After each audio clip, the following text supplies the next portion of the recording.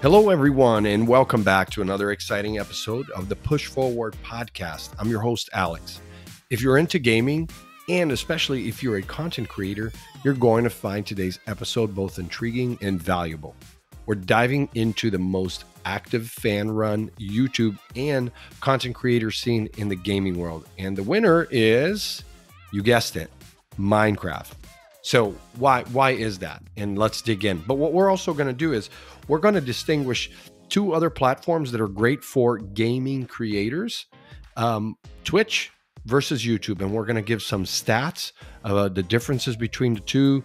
And, as far as like discoverability, monetization, ways that you can make money with both of them, and just really share some useful information for those of you who are gamers.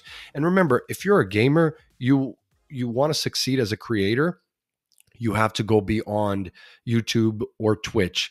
Most gamers that I know are not very excited about spending their time doing social media marketing. But one thing that you can do is use a web app like Pushbio. Pushbio.io allows you to create quick landing pages with QR codes. You can add files, you can add your video streams, your audio streams, and really share all the creative work that you're doing with your different games on all the different platforms in one place. And what this allows you to do is spend less time trying to get your name out there to monetize and build a brand, as well as it allows you not to have to go build a website and manage that website in order to create your brand, because you want to create merchandise to sell and things like that. Well, you can do that with Pushbio. You can add merchandise with links, and you can actually create an easy way for people to pay just using the Pushbio link, right? So here's the thing. Gaming is not just about sitting in front of a console or a PC anymore. It's an expansive universe that has broken the barriers and found significant place on platforms like YouTube. Esports is big business. It really is. So from walkthroughs, reviews, and even fan theories to in-depth lore explorations, YouTube has become the second home for gamers, just behind Twitch. Now, don't misunderstand the size of the audience that exists on YouTube. At the end of the day, YouTube has 2.3 billion users, whereas Twitch has 140 million users. So as far as the audience goes, YouTube is going to be 20x larger than Twitch. And Twitch, being owned by Amazon, gives you a great opportunity to do other things within the Amazon business suite, right? They have lots of different services that you can use. So look into that as well if you're a creator trying to monetize your gaming talent. The thing about YouTube too is that even though it has that 2.3 billion users, it's a lot for mobile gaming. So it works well for, the games that you can find on mobile apps, as opposed to the actual gaming consoles or cloud gaming. So a little bit different audience. And at the end of the day, your target audience is really on Twitch. You really should do both. Managing two is hard, but you can hire different teams on Upwork, on Fiverr. And look, if you're good at what you're doing when it comes to gaming and creating that content, and you can engage with your fans, there's lots of different ways that you can monetize, which I'm going to talk about that 8 ways for you to monetize as well here in a second, right? All right. Minecraft's YouTube scene is incredibly diverse. I want to keep talking about Minecraft. My kids love Minecraft. Look, you've got tutorials, you've got game updates, mod reviews, different skins. There are channels dedicated solely to role playing, believe me, role playing scenarios, or to just showing off incredible architectural feats. And I know this because one of my kids is really into architecture, and he can build some amazing things on Minecraft. It's a content goldmine, and the figures back it up. According to Tubular Labs, Minecraft was the most watched game on YouTube in 2020, racking up over 201 billion views. That's right, 201 billion views. It's amazing. But what makes it tick? So a couple of things. The open-ended creativity, which is what we love with our kid. Minecraft allows for limitless possibilities, which means content creators never run out of material, right? And the broad appeal. This game isn't just for kids or hardcore gamers. It reaches various demographics, which means a larger and more diverse audience. So for those of you who are on Twitch, if you're doing Minecraft, the bigger audience is on YouTube. Therefore, you can definitely connect with bigger audiences through YouTube.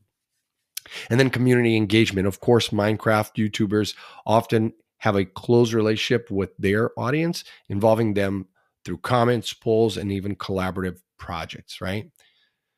So Minecraft isn't the only game with bustling YouTube scene though. Fortnite, Roblox, and Among Us also have their own share of the limelight. But none of them bring together creativity, broad appeal, and community like that of Minecraft, right? Minecraft is just in a category of their own. But let's talk about the different ways if you choose to go down that route. The main differences between YouTube and Twitch. The level of engagement is going to be different. It's going to be higher on Twitch for most games, unless we're talking about mobile games. Discoverability, you are more likely to be discovered on Twitch if you're a hardcore gamer. The platform culture is a lot different. If you're trying to reach more females, then probably you're going to go to YouTube, whereas that culture and even the lingo that exists on Twitch is a little bit more geared towards males, right?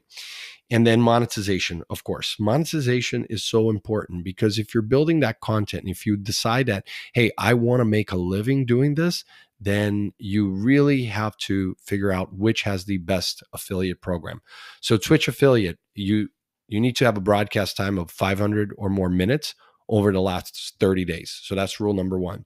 A total of 7 different broadcasts over 30 days, at least 3 concurrent viewers over the last 30 days, and at least 50 followers. That's for the affiliate program. For the partnership program, you need 75 concurrent viewers, a total of 12 different broadcasts, and 25 hours of streaming. So that's just to be the partner. Whereas for YouTube, their partner program is a little bit different. Option one is you need to have at least 1,000 subscribers and have 4,000 watch hours in the past 12 months. That's option one. Option two, you have to have just a minimum of 1,000 subscribers, but 10 million views. And how you make money in both, and the amount of money, what kind of ads you can run on your channel, whether they're bumper ads or all the different types that exist that is connected to Google Ads. You're going to get into this. It's a completely different episode of the podcast, so I'm not going to get too deep into it here today. But that monetization from the ads that you run on your channel, if they are relevant to the same audience, can really stack up quite a few views for you, which will equal more earnings, right, over time. So 8 ways that streamers can make money on YouTube or Twitch. So subscriptions. You see this more on Twitch, but now YouTube has also beefed it up. Subscriptions split between the streamer and the platform. Tips. So tips is another way that you can do this. You see this with added like newsletters and exclusive streams. So people are willing to tip you if they're going to get exclusive content. We talked about ads. You're going to get anywhere between $1 to $10. So on the low end, $1 to $10 per 1,000 views from the ads. So you can take that to the bank. And that's still true for YouTube. It's a little bit different for Twitch.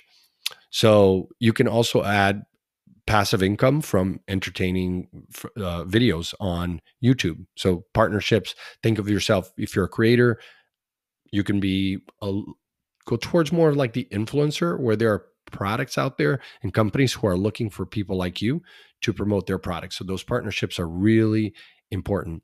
Merch, branded merch gives fans another way to support their favorite channels. So merch, very easy to do. There are many platforms that will allow you to just do drop ship. You can do hats, you can do, different tchotchkes and things like that. Sponsors. Sponsors love to work with broadcasters who align with their company. So take a look at any company in IT, web apps, developers, anyone doing cryptocurrency, the typical companies who are advertising to your audience. Approach them and create a media kit. You can use ChatGPT to create a media kit and, see what you can do with the sponsorship side. Typically, you have to have a lot more traction before you approach sponsors, but you never know. And then affiliates, you can also create affiliate programs using, apps like platforms like Rakuten and Impact.com. Those are two of my favorite, but also Awin, and there's others out there. Affiliate.ai is a new one that you can actually analyze the data from your different affiliate programs. So those are some of the tools. And then of course, services. Streamers can help pay for pay for editing, graphics, and other services that way. So sometimes it's bartering, or if you have the expertise in that area, let's say you're really good at editing or optimizing a website or doing videos, you can offer those services as well, and people approach you. So those are really actually about 10 different ways that you can monetize using YouTube and Twitch. And that's all I have for you today. And while many games have active YouTube scenes, Minecraft really sets the standard, and offering a blend of creative freedom, broad demographic appeal, and robust community engagement can really take your brand to the next level. And if you're a creator, you really need to see yourself as that, as a, being a content creator in gaming niche, or looking to become, if you're looking to become one, you are in for a really interesting business model. I've got a handful of people who started just as doing it for fun, and now they have it as their full-time job, with a whole team of editors and people who help them produce the show. So you never know where it goes, right? And as always, look, thank you for joining me here on the Push Forward podcast. If you found this episode enlightening, don't forget to share it with your friends and rate us on your favorite podcast platform. Until next time, keep pushing forward.